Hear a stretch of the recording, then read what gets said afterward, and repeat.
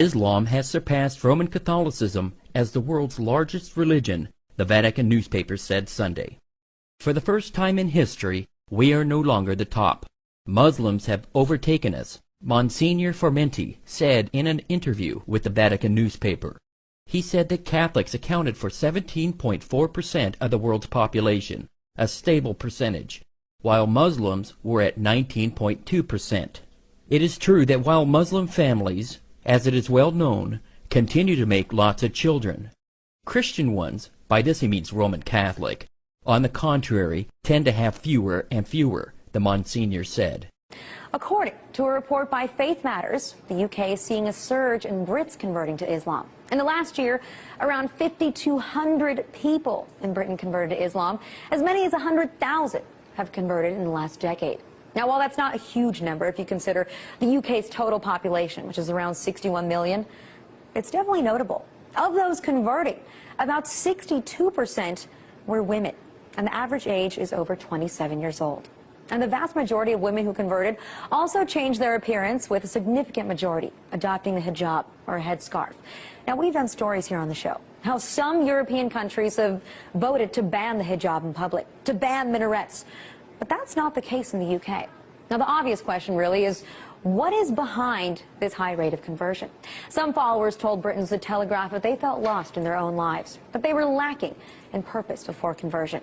And most Brits have reported that since their conversion, they've been living with ease in the UK, that they've only faced minimal problems from their families about their new choice of religion. So what's going on? What is compelling so many young white women to convert to Islam in droves? We're going to delve further into this topic on another program. Michael Hart, the American author of the wide-selling book, The 100, a ranking of the most influential persons in history, chose Prophet Muhammad to be at the top of the list. He said, "My choice of Muhammad to lead the list of the world's most influential persons may surprise some readers and may be questioned by others. But he was the only man in history who was supremely successful on both the religious and secular levels. It is this unparalleled combination of secular and religious influence which I feel entitles Muhammad to be considered the most influential single figure in human history."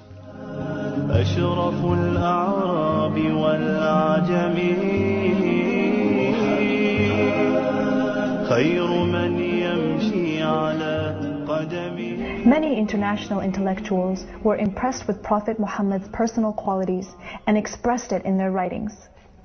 Lamartine, the famous French historian, in his book The History of the Turks, said about Prophet Muhammad, "If greatness of purpose, smallness of means, and outstanding results are the three criteria of human genius, who could dare to compare any great man in modern history with Muhammad?"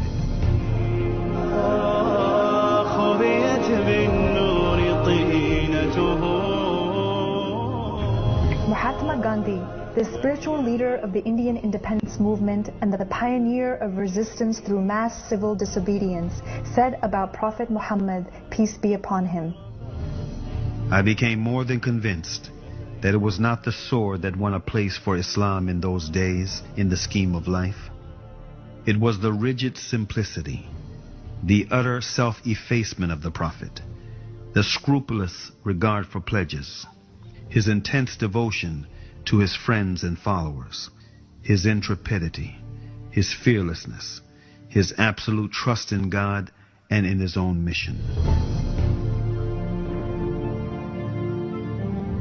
Wolfgang Goethe, one of the key figures of German literature and one of the most famous European poets, who was also a painter, humanist, scientist, and philosopher, said about Prophet Muhammad, "He is a prophet and not a poet, and therefore his Quran is to be seen as a divine law and not as a book of a human being, made for education or entertainment."